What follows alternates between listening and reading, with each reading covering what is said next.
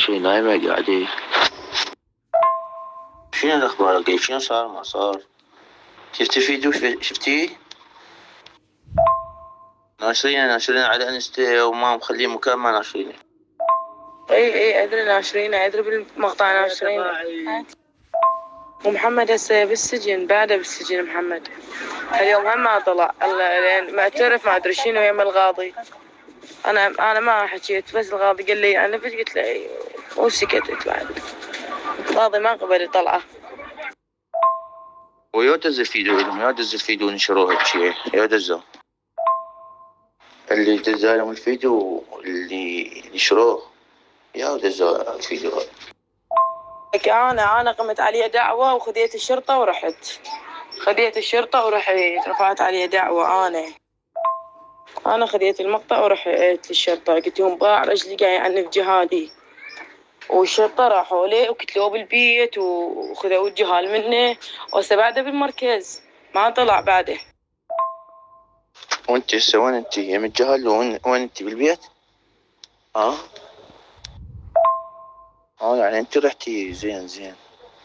وانت هسه وين بالبيت يم الجهل والجهل بوحدهم خليتهم؟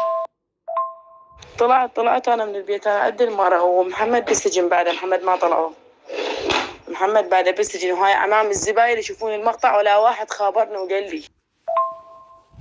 وانت شو اسمه والجهل يعني ظلوا بوحدهم هسه؟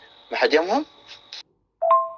الجهالة عندي هسه، هو باكر بلكي تطلق اليوم يردون مني شهود 2. ما يصير انت تشهد لي، ما يصير بالمحكمة وانطيك فلوس.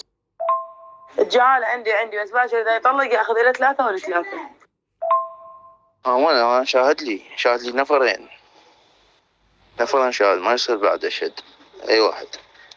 شاهد لي نفرين متزوجين وشاهدت لهم. سويتهم خلي الجهل بوحدهم ولك صديق كذي. جهل يعني بوحدهم ضالين وشي انت فاهمين؟ انت ما تعرف لك ناس يشهدوا لك، والناس شوي كبار هي. هسه يشهدون شو السالفة؟ هسه اريد بس شواهد على مود اخلص من كل شيء، بعد اريد بس شواهد. لك الجهال يمي شبيك؟ البيت غفلته وجبت المفاتيح، شلون اخلي الجهال بوحدهم؟ شنو قلبي شلته وحطيت بداله صخرة؟ اي بنت الخرا، قولي لي هيك شيء بنت الزرار بعد الضرطين من صيح هذه المصيحين بعد. انا عبالي عايفتكم البيت طالعه. لا ما اعوفهم جهالي وليداتي، حتى لو هم من غولته، بس هم وليداتي وظلون وليداتي للموت.